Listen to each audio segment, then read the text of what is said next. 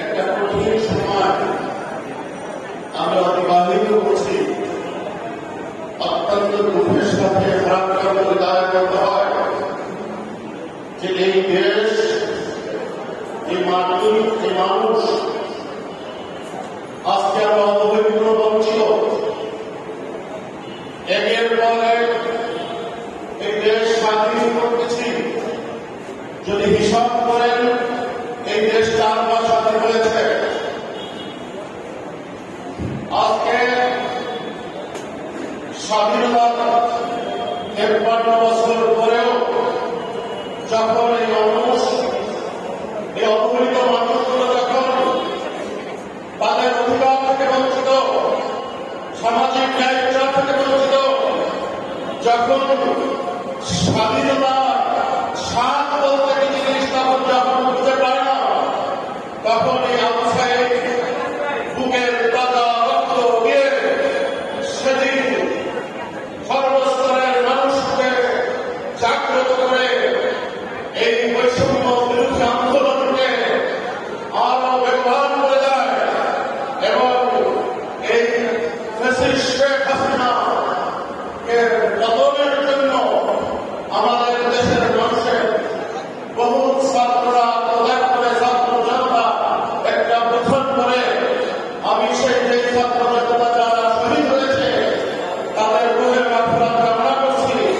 এখানে শুধু শেখ হাসিনারই পতন হয়নি, আপনারা জানতেন এই দেশ ভারতের অবস্থিত একটি প্রদেশ ছিল।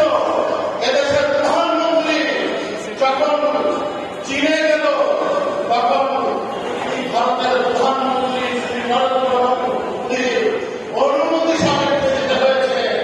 সেখানে চীনের রাষ্ট্রপ্রধান বলছিল, আপনার এখানে বাংলাদেশ স্বাধীন রাষ্ট্র নাকি পরাধীন রাষ্ট্র, আপনি কেন চীনের ভারতের প্রধানমন্ত্রীর কাছ থেকে অনুমতি নিয়ে আসবেন?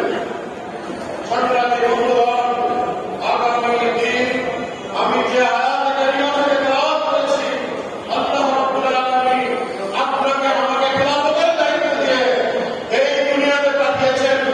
নবী আলাইহিস সালাম ইরশাদ করেন, আলা কুল্লুকুম রাইন ওয়া কুল্লুকুম মাসউলুন আন রাইয়াতিহি। আপনি আমাকে খেলাফতের দায়িত্ব দিয়েছি। খেলাফতের দায়িত্ব কে কে গ্রহণ করেছেন? হাত জাগান। খেলাফতের দায়িত্ব কে কে গ্রহণ করেছেন? আল্লাহু আকবার, আল্লাহু আকবার।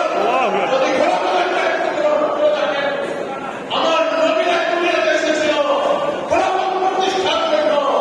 উলামায়ে কিরামরা হলো ওয়ারিসুল আম্বিয়া। এই আম্বিয়াদের যে কাজ, উলামায়ে কিরামদের সেই কাজ, আগামী দিনে যদি আরেকটি অভ্যুত্থান হয়, সে অভ্যুত্থানটা হবে রেভলিউশনারি ইসলাম প্রতিষ্ঠার জন্য। প্রয়োজনে আবার একটা অভ্যুত্থান এই দেশে করতে হবে ইনশাআল্লাহ। আপনারা প্রস্তুত থাকুন। আগামী দিনে আপনাদেরকে এই দেশের মানুষ ক্ষমতায় দেখতে চায়, দেখতে চায়, দেখতে চায়। এই জন্য এখন রং মত নির্বিশেষে একতাবদ্ধ হয়ে হাতে হাত মিলে, কাঁধে কাঁধ মিলে আমরা ইনশাআল্লাহ মাঠে ময়দানে ঝাঁপিয়ে পড়বো।